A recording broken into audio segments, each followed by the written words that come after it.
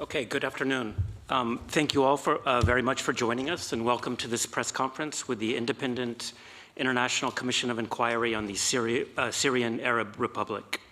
With us today are the chair of the commission in the middle, on my left, Professor Paolo Pinheiro, and just to my left is Hani Magali, and on the far side is Professor Lynn Welshman. The commissioners will be presenting the findings of their latest report to you today. And although this report is now being made public, it will officially be presented to the Human Rights Council next week on Tuesday, the 21st of March. As you may know, the Commission of Inquiry was established in 2011 to investigate all alleged violations of international human rights law in Syria. The Human Rights Council has repeatedly extended the Commission's mandate since then, most recently until 31st of March 2023, which is the end of this month. I should note that we have just shared the press release on today's report with you, and you should have that by now. If you don't, please let us know. So now Professor Pinheiro will make an opening statement, and then as usual, we'll open the floor to questions. Now, without further ado, I give the floor to Professor Pinheiro. Thank you very much. Thank you all for coming and for those who are following us remotely. But before beginning my introductory remarks, I would like to say something about Rolando Gomes. Rolando, for 11 years, almost 12 years, was sharing our 40 press conference during all this year. He did this with a lot of elegance, with fairness. But besides doing that, he was always in contact with the Commission, giving us some advice about the better way to communicate. I am happy that he has a new assignment on communications at UNOG, and perhaps he will see this recording. We'll say that we'll miss him. And then the commissioners will applaud Rolando. He deserves this. Okay, Rolando. Today we are launching our latest report just days before the 12th anniversary of the Syrian crisis. It is based on 467 first-hand interviews, corroborated by satellite imagery, photographs, videos, documents, and submissions. It was prepared just before last month's devastating earthquakes and provides a summary of violations committed against civilians in Syria during the second half of last year. Since the earthquake, we have seen many heroic acts to help victims by the Syrians themselves. But we also witnessed a complete failure by the government and the international community, including the United Nations, to rapidly direct urgent life-saving aid to northwest Syria. Many days were lost without any aid to the survivors of the earthquake.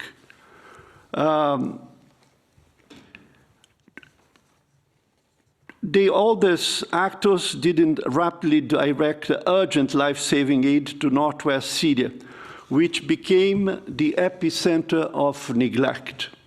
They failed to secure agreement on an immediate pause in hostilities. We had the illusion that after the earthquake, the conflict will be suspended. No, all the parties continue. The conflict, continue the war, despite the earthquake and the victims of the earthquake. They failed to allow and facilitate life-saving aid through any available route.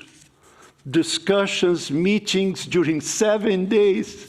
3 days after the earthquake, most of the victims didn't receive any support.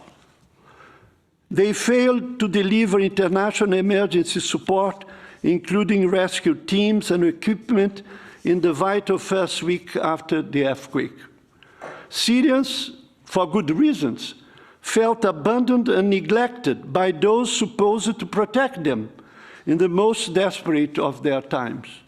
Many voices are rightly calling, and we agree with that, for an investigation and accountability to understand what this failure, this disaster happened beyond the earthquake. Syrians now need a comprehensive ceasefire that is fully respected, as we immediately called after the earthquake, for civilians to be safe, including aid workers. Yet, we are now investigating fresh attacks even in the very areas devastated by the earthquakes. These include last week reported the Israeli attack on Aleppo International Airport, a conduit for humanitarian aid. And we also read that 2 days ago, more Israeli attacks took place. The Syrian government took a full week to consent to life-saving cross-border aid access, and since then impeded cross-line aid to affected communities. We are currently investigating several allegations of parties to the conflict deliberately obstructing humanitarian aid. We insist in calling all parties to consent to impartial humanitarian relief being delivered unimpeded to those in need, whether through cross-border or cross-line modalities, and that the gender impact of the crisis is considered. Most of those without shelter in the affected areas are girls and women, many of them heading households. Going back to our report, in government-controlled areas, we documented increasing insecurity in Dara, in Suwaida, and Hama, and continuing arbitrary imprisonment, torture, ill-treatment, and enforced disappearances.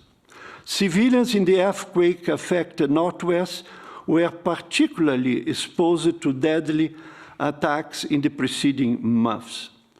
We are really appalled that nearly 12 years into the conflict, Syrian government forces used cluster munitions to strike densely populated displacement camps in opposition-held Idlib governorate, killing and injuring at least 67 civilians.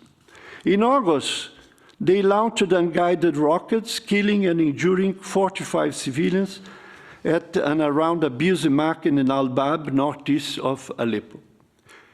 In July, the aerospace defense of the Russian Federation destroyed a civilian house in Judaida, killing and injuring 20 civilians. In fact, killing 13 civilians and killing 7 civilians and injuring 13 civilians. These and other atrocities we investigated continue a long-established pattern of indiscriminate attacks which may amount to war crimes.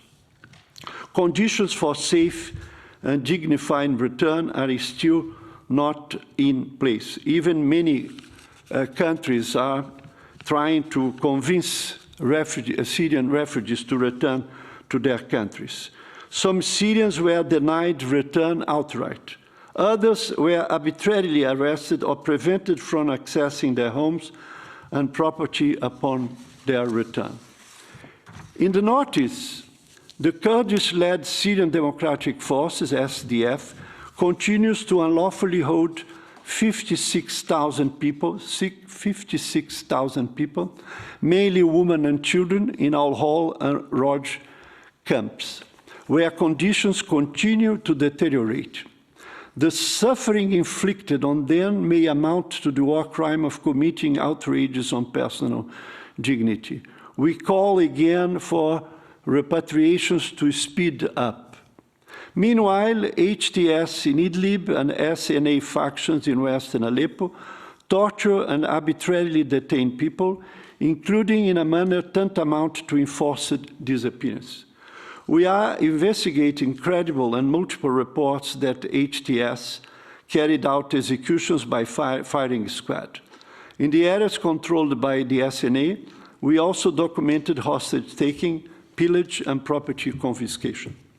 Last but not least, the government and other parties are deliberately prolonging the suffering of hundreds of thousands of family members by withholding information on the fate of those missing or disappeared. We have long supported the family's call for an independent international entity to support the search for the missing on a humanitarian track and welcome the first steps in this direction. Later this month, happily, the Secretary General is scheduled to brief the UN General Assembly on the issue of missing persons in Syria. We hope this will now lead to concrete action on this without further delay. Thank you very much. Thank you, Paolo, for those important remarks. We now open the floor to questions. If I could kindly ask you to introduce yourself first and your organization before posing your question. We can go first to Emma Farage from Reuters. Good afternoon. On the question of responsibility for the failures after the earthquake, you mentioned a lot of actors. Are they all equally responsible? And specifically on the UN, why do you think that the UN didn't do better here? Was it that they did not try hard enough, or was there a conflict of interest, or something else going on? Thank you. Of course, we think that all those parties have a shared responsibility. And of course, perhaps the part of this responsibility can be specific to each one of the parties. And for that, the normal way to do is investigation. And the good practice is independent investigation. But my colleagues would like to come on board on that. Yes, I mean, adding to what Paolo has said, it's a shame that all the actors really involved have not been helping in this area. And it's difficult, of course, without further investigation to say who is most responsible, etc. But clearly the armed groups were not helping by obstructing aid coming across lines. The Syrian government in Damascus took a week before they even allowed for the extra 2 crossings. And the United Nations and the international community seemed paralyzed during that period, and that's really what needs to be looked into. You know, if they were working through the framework of a Security Council resolution or consent from Damascus, you know, there was a Security Council resolution in place anyway, limited to 1 crossing, but essentially, you know, they could have acted using that much more quickly instead of waiting a week and then getting consent for the 2 crossings. We've always argued there's no need for a Security Council resolution anyway when you have people in desperate straits. And this was an earthquake. It was an exceptional circumstance. And legal scholars will argue in exceptional circumstances you can act even if it means crossing boundaries or trampling on state sovereignty, so to speak. And then, you know, talk afterwards about could it have been done some other way. But in a sense, all of this needs to be looked at. Clearly, the tragedy is for a week or more, people buried under rubble in northwestern Syria could only be helped by local sources without the necessary heavy equipment, and people who were injured were not getting the right medical equipment even to treat those injuries. Just briefly on that as well, there were 2 things about who was in terms of the Security Council. So you have, first of all, as Hani and Paolo said, that we have, as the Commission has consistently criticised the use or the assumption that there's a need for Security Council-centric framework, if you like, for aid delivery. This was long before the earthquake occurred. And then, of course, the government of Syria has a duty to allow impartial humanitarian aid to come through. But then, of course, because of the dysfunction at the Security Council, it's become impossible to avoid political brinksmanship in the Security Council on this issue at the expense of civilian lives and welfare. And then we have the earthquake, and there are, as Hani mentioned, there's very high-profile and very well-established legal scholars who have argued that there's no need for Security Council authorization, and we would support as the Commission, a thorough re-examination of those arguments by the United Nations, taking into account their legal opinions in such things as the Oxford Guidance, which was commissioned by OCHA for exceptional situations. And you don't get many more exceptional situations than what happened in this earthquake. And I think there are, as we've said, many voices calling for an investigation for accountability. And while we don't think there's any reason to assume that an internal UN process wouldn't be rigorous and helpful, we do think best practice always is to have an external element, at least, or process. Good. Okay, thank you, Lynn. We can go next to Robin Millar from AFP, who's joining us on Zoom. Thank you. The Commission seems to find it incomprehensible that attacks have taken place since the earthquake. Could you say a little bit more about that, and particularly what attacks you've managed to record and document in the time since the earthquake? So what's been happening since then? Thank you. Thanks, Robin. I mean, as soon as the earthquake struck, we issued a statement basically saying there needs to be an immediate cessation of hostilities to allow the aid workers to come in and help, and to allow the locals also to help with digging out those under the rubble and treating those who've been injured. And amazingly, you know, within a couple of days, 2 or 3 days, you know, shellings resumed, and it's continued since. You know, more, I would say, more likely, more of it happening in the sort of the front lines areas, so to speak, between the state and the state in Damascus and the people in Idlib. But essentially, you know, it resumed very quickly and has carried on. And you know, we've been investigating some of those incidents, and we already have information on deaths and injuries.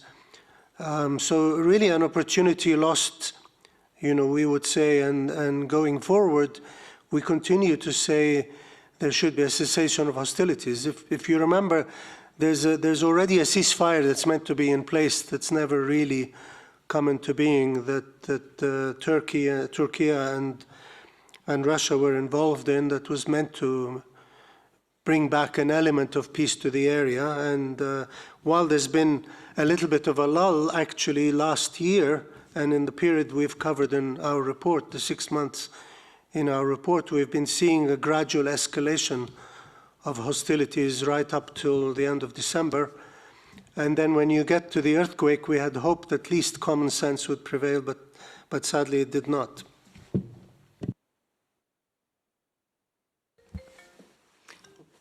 Can I just... we are also... so we're following up now, because those incidents clearly aren't in the report that we're launching, the things that have happened since January. But we are following up on a number of strikes, including some by the Israeli Air Force, who some of you will know quite recently put Aleppo airport, which was quite critical in humanitarian access after the earthquake, out of service for a few days. So these kind of actions also do nothing to help protect the welfare and the interests of civilians in the aftermath of this awful event. That and other, obviously, airstrikes by other parties, but third parties are not helping in this. Thank you, Lynn. We'll take the next question from Laurent Sierra from the Swiss News Agency. Yeah, thank you for the press conference. A follow-up on the call for an investigation. So we could consider that the obstruction of humanitarian aid is definitely under your scope. So are you gonna lead yourself that the investigation that you're calling for? And if not, who should investigate? Thank you.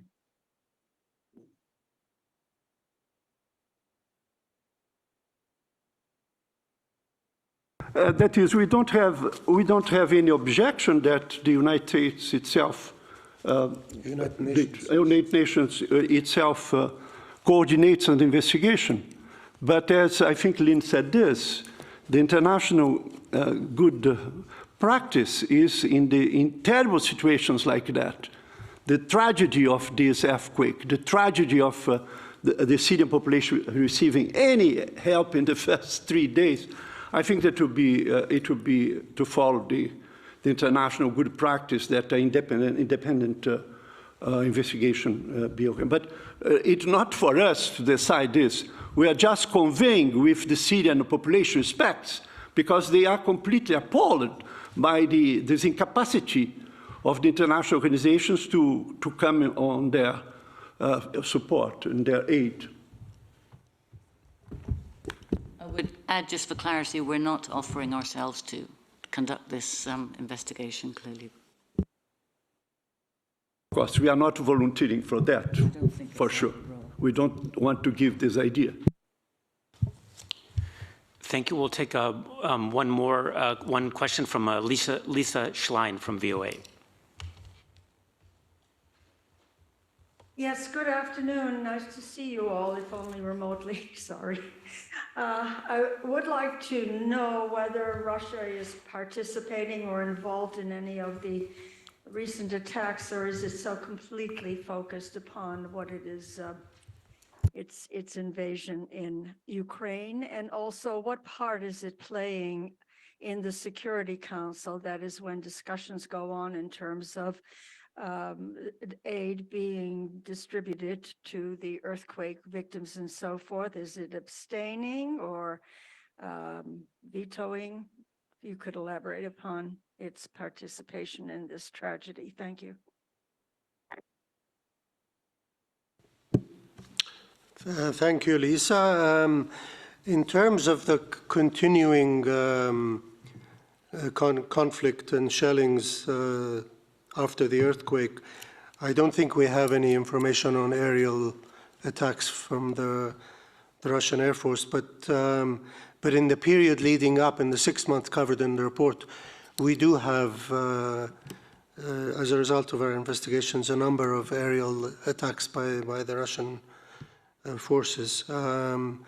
In terms of the discussions at the Security Council, as you're aware, at the time when the Security Council was going to discuss increasing the number of border crossings, the Syrian authorities in Damascus then gave permission for 2 more crossings to be opened up, and so that discussion didn't take place. But generally, I think Russia has taken the position that coordination should be with Damascus, that Damascus should be able to judge whether it's after the earthquake or generally ongoing aid should come through Damascus and be cross-line as opposed to coming in across the borders of neighboring countries. And hence that's pushed to us going to the Security Council to try and ensure that the aid doesn't get stopped completely. The risk was always in January, it was down to 1 border crossing, Bab el-Hawa, and the risk was that by July, in fact, the Security Council might pass a resolution in essentially not agreeing on any border crossings. And that's always been the risk. And I think what we would like to see now that we have at least 2 more border crossings reopened, supposedly for 3 months, that they should not be ever closed again, and that going forward, we should not be going backwards and continue with the 3 and look at reopening some of the others that have been closed through Security Council resolutions, I'm sad to be saying. Thank you. Okay, thank you. Next, we'll go to Agnes Pedrero from AFP. Yes, good afternoon, everybody. Thank you for taking my questions. It's a follow-up to the question of ATS, who asked, whom you say that there should be an independent investigation in charge of investigating those failures of helping the Syrians after the earthquake. I would like to know if you could clarify to whom are you thinking about, who should be in charge of these independent investigations, if it's not the UN? Thank you. That's a tough question. And as Paolo says, it's really not up to us to be selecting or deciding. I think an investigation is needed because, as you all know, this was a catastrophe and people are left abandoned, as we say in our report, essentially by the international community. And we're more interested in understanding exactly what happened and ensuring it's not repeated going forward. And clearly there were failures. There were failures to bring in the aid into the area, whether it was cross-border or cross lines. And it took too long to even get permission from Damascus to get the aid in there. And even then, the type of aid that was coming in was not necessarily, at least in the early days it was coming in, was not necessarily what was needed for victims of an earthquake. It was the aid that was coming in prior to the earthquake. I think the point we're making is for everyone to have good trust and faith that a proper investigation will take place and that it will be independent, etc. The good practice is then it should be independent of the parties that were involved in the failures. And in that sense, of course, the UN is in the midst of that. And we have no reason to believe the UN would not do an excellent job. And the Secretary General could appoint a board or a committee of sorts, etc. But in some ways, good practice, as we know it, is it should be an independent body that's not linked to any of the parties involved in the failures. Thank you.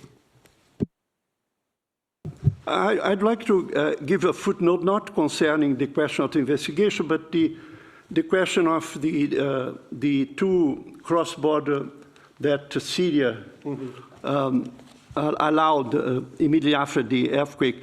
And I was trying to find our own language concerning what Rani said.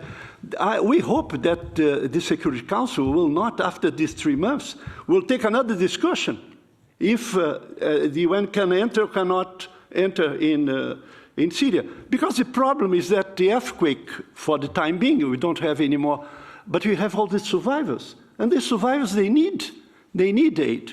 And I read what we have said, that I like very much the expression. Our commission has since a long time said, it is a moral abomination. I like very much this expression, a moral abomination that the Security Council resolution has in itself been deemed necessary to facilitate cross-border aid in the face of consistent violations of their obligation international law. Then we hope that this will not be repeated when the deadline of 3 months will finish. I think this will be a scandal. That is, to repeat and to expand the failure that has occurred. Thank you. Thank you. Follow-up from Emma Farge. Yeah, a question about the actual report, please, and what was said about the SDF and the camps. I haven't had a chance to read the whole report yet. I know there was the allegation of this being a war crime. Was that one of many allegations of war crime? That's the first one. And secondly, since this group is supported by the United States, what does that say about the US role? Are they involved in a possible war crime? And what would be your message to them? Thank you.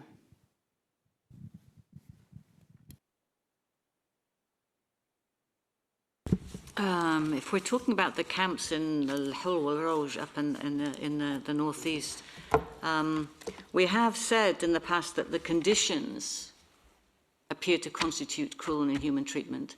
And we've also talked about the extended and prolonged arbitrary detention and deprivation of liberty, because this is blanket internment. It has been so for 3 years. And we've also called on member states who are involved in supporting the SDF as that they have a specific responsibility. I don't think we would say at this point, are they involved in this? But, you know, they have a specific responsibility to help the SDF, to assist the SDF in ceasing these violations. These camps are horrendous places. Mostly women and children living in there, some 56,000 now, probably something like 37,000 non-Syrians. It's hard to find exact numbers. Healthcare is very limited. Education is very limited, particularly for children. Some of these children have known no life apart from in these awful conditions. And so part of what we've called on, you'll know already, is to call on member states of the non-Syrians and the non-Iraqis. Iraqi repatriations are continuing now, and we do welcome the repatriations of nationals of other states. There are some 66 states who have women and children in these camps, I think, and some of the 10,000 male alleged Daesh fighters and supporters, to repatriate their nationals, but it's still very, very slow, and you'll know that there are some court cases that have gone in Europe and so on about the obligations of the states in those ways. So I think I would leave it there, but I think everybody who's been there a lot of groups have been there now, and they testify to the awful conditions there, and that everybody who is implicated has to make the utmost efforts, because accountability and liability does arise with support and facilitation. If I can say that, can I? Do you want to finish off that? Just to add a couple of things to what Lynn has said. You know, as you know, the member states, you asked about the United States, but if we look at all the states that had nationals in the Northeast, and it was, I think, over 66 countries, you know, for a while they were all happy to leave their citizens there. And in fact, there were calls for trials to be established, courts to be established and trials. There's over 10,000 held separately in detention centers from the people I think you were referring to in the camps, which are mainly the wives and children of those who are suspected to have been linked with the Islamic State. But from the very beginning, we were worried about the situation of people being held in, as Lynn described, awful conditions without any legal process, and with their home countries basically saying we don't want them back. And we pushed quite hard in meetings with member states and others to say, you know, take back your nationals, and if they're guilty of having committed crimes, then, you know, you have good legal processes and institutions back home. Why are you asking a non-state actor to take on that responsibility?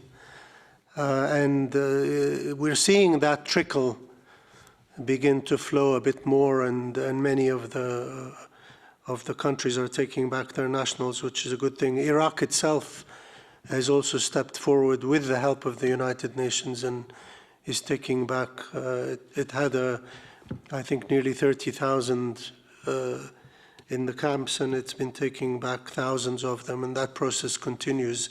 So those are good signs. In regard to the United States, I mean, as well as with us, as we've always said, you know, if in any way you have influence over the authorities that are holding these people, then we have a number of concerns. One of them was the conditions. Another one was children being held with adults in places of detention, where the adults are suspected of being associated with fighters, or in fact themselves having been involved in seeing some of the violence that was happening, and and being separated exactly from their mothers and taken into detention when they reach the age of 12. It seems as though some of these concerns have been acted upon, and you know, another area maybe to mention in this talking about the camps is that some of the member states at one point had said, we will take back the children who are our nationals, but not the mothers. Basically, you know, rightly saying the children are innocent of what was going on there, but their mothers are not. And again, our argument was, if you think the mothers are guilty of having committed crimes, then you have the systems in place back home. Particularly, I mean, we're thinking of like Western European governments in the United States to bring proceedings against them. but it's not in the best interests of the children to separate them from their mothers. And again, happily, I think we're seeing more and more countries taking back the families together and not going for the separation. There are some who stand out and are still refusing, but we're hoping that they will recognize this. In the end, this is the best way forward. Thank you. Lynn? Just to add to that, in this reporting period for the last 6 months of 2022, there was this relatively recent development of Asayish, reportedly in August last year, reportedly with the SDF and reportedly with the help of some of the member states of the International Counter-Daesh Coalition, launched this operation called Operation Humanity and Security, and they apparently transferred scores of boys, young boys, well, over 12, probably between 12 and 18, we don't have the information, detailed information, transferred scores of them from Al-Hul and Al-Roj, and some of them have simply got lost, or at least we're not able to they've gone to unknown locations. And this sort of thing is just seriously of serious concern, that if this is something to try to sort out Daesh and the camp, and then these boys end up going to unknown locations, it's compounding an already very serious situation. Okay, we'll go next to the Associated Press, Bassam Rou. Yes, hi. Please, I would like to ask about the countries that have so far been refusing to return some of their citizens. We've seen that France and Spain and, as you said, Iraq have been returning some of their citizens. What are the main countries that are refusing to return their citizens? And my other question is, do you have any details about the aid flow that was prevented from entering Idlib by Hayat Tahrir al-Sham? Thank you.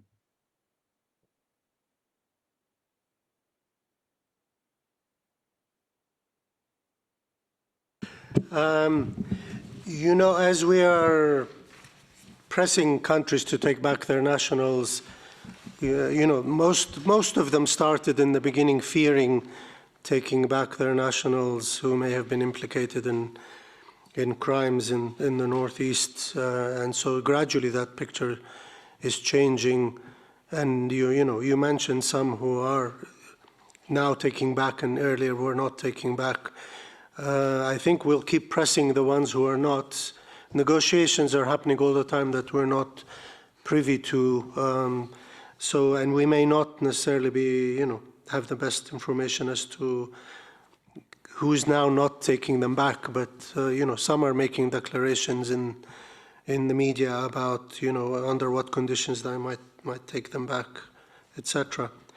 In regard to the border, to the hurdles being put forward. I mean, very early on, and Lynn may come in on this, very early on after the earthquake, we were hearing declarations from Hayat Tahrir al-Sham in Idlib saying they will not accept any aid from Damascus crossline, which to us seemed, quite surprising, seeing, the families needed the aid, and this was, politics speaking rather than humanity to a certain extent. And we heard and looked into a number of efforts to get aid across that was blocked. But at the same time, you saw Damascus saying, we will send aid that's much needed to Aleppo and to government-controlled areas where we have casualties, etc. And we will prioritize where the aid goes. And as you saw, very little aid was getting into the Northwest. So in a way, an investigation will help look at, again, what happened there as an example. Was it blocked on both sides? Was it blocked on one side? Was there really on both sides, a conspiracy that in essence, the victims were caught up in? Hi. To refer you to Annex 6 of the report, which sets out the repatriation of foreign children and women from SDF-run camps in northeastern Syria as of 31st of December. The bottom, which I suppose is fitting, I don't know, the bottom list of countries there at the bottom of that table shows that none have either children or women have been repatriated from quite a large list of countries there. I shan't read them out because it is quite a large list. We don't know, I should say, it's quite difficult to track this because we don't know how many nationals these countries have in the camp. So it's all, this is as far as we're able to work the figures out from open sources and from asking questions of different states. So that's Annex 6, page 31 for easy access. I intended to quote the same annex, that's Annex 6. You see there are unexpected countries that are repatriating women and children. Kazakhstan, the Russian Federation, Uzbekistan, Tajikistan. They have large numbers. Of course, you have some countries of the Western Hemisphere, like, of course, Germany, Belgium, Sweden, but I think and Iraqi has repatriated. Then what I'd like to call attention is that it's not a secret how to deal with that. Several countries, most of the countries, are dealing with these children and the women successfully. It was not the security, the national security disaster to repatriate children and women. No, very few problematic cases. Then there is no excuse at all to go on with this repatriation. The appeal that we are, I think that you are repeating for the last 4 years. Thank you. Just maybe a quick reminder that before we paint everybody with the same brush, you know, when we talk about the mothers that some countries are saying they won't take back, the assumption is that they're associated with the Islamic State, you know, married to Islamic State fighters, and therefore guilty and should be punished, etc.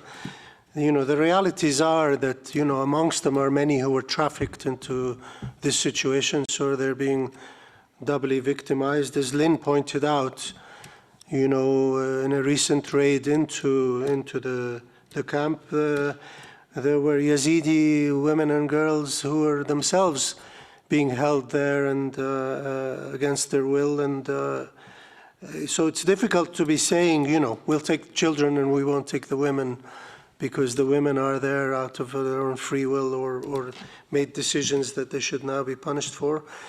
And most governments have established legal systems to tackle these problems. You know, why call on a non-state actor to take on that role? Thank you. Let's go next to Imogen Folks. Hi, thanks for taking my question. It's two, actually. Coming back to the earthquake and the failure, you say the UN also failed. Do you make a distinction between the humanitarian arm of the UN here in Geneva, the aid agencies, and the political arm of the UN? And then just coming, perhaps you don't want to answer such a specific question, but so do you think, yes or no, the UK should repatriate Shamima Begum?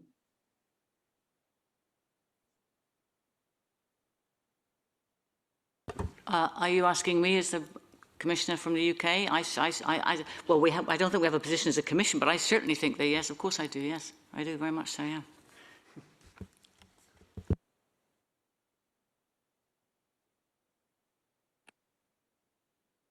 No, you can. Political or...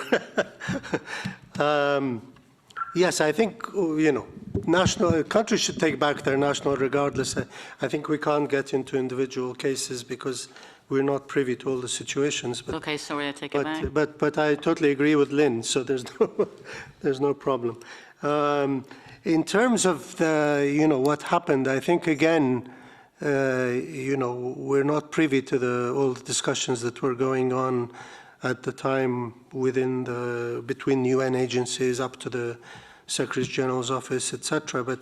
But like everybody else, we were appalled watching day by day no aid coming into the Northwest, which we were particularly interested in, of course, because we're monitoring, and our team is monitoring that area, and we're in touch with people on the ground.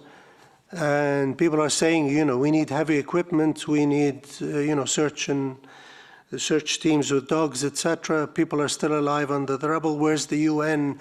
where's the international community, to help us? And they could see not far away the same earthquake, lots of international assistance being provided on the Turkish side of the border, whereas they were waiting for something that did not transpire. And so, for us, I think you can see we're actually quite shocked that this happened and went on for days and days and over a week, before there was agreement reached with Damascus. Shocking that Damascus would not have agreed immediately for aid to come in, but also shocking that the international community and the United Nations did not act more quickly and waited so long. And of course, you look back now and it's too late to say that, even aid coming in that late will have helped people who may still have been alive and could have been pulled out, as we were seeing, on the other side of the border. As Paolo says, there were, huge efforts being made by the local teams, and people were being pulled out alive. But you could also see resignation when they knew they couldn't do the work without heavy equipment that was not there. Who ultimately, was it that they were not prepared on the ground? The teams were not ready. I mean, the teams were deployed. They were even deployed in government-controlled areas and to Aleppo within days. In the northwest, there was nothing. They were deployed on the Turkish side, within days, and we could see results, on a daily basis. So, was this to do with the legal framework? Perhaps. Was it to do with the conditions on the ground? If it was conditions on the ground, should the UN have done more to ensure aid was getting in there, etc.? I think those are all the questions that, we have lots of questions, and I'm sure others do, and it ought to be looked in carefully and again, to learn the lessons to ensure this is never repeated again, whether in Syria or elsewhere. And I'd like to add also that the Syrian population, if I may use this expression, has the right to truth. They need to have an explanation why they received this treatment. Looking just after the frontier, it was another situation in Turkey. And in Syria, there was a discrimination in terms of why this happened. We have to, and they have the right to know what exactly happened for not receiving immediately, because 3 days after, a lot of people could survive if there was a fast, immediate reaction of the international community and the United Nations in terms of the aid immediately after the disaster, the earthquake. Thank you. We'll take one last question from Suniva Rose, who is the Beirut correspondent of The National. Hi, sorry, just to clarify, I'm in Brussels.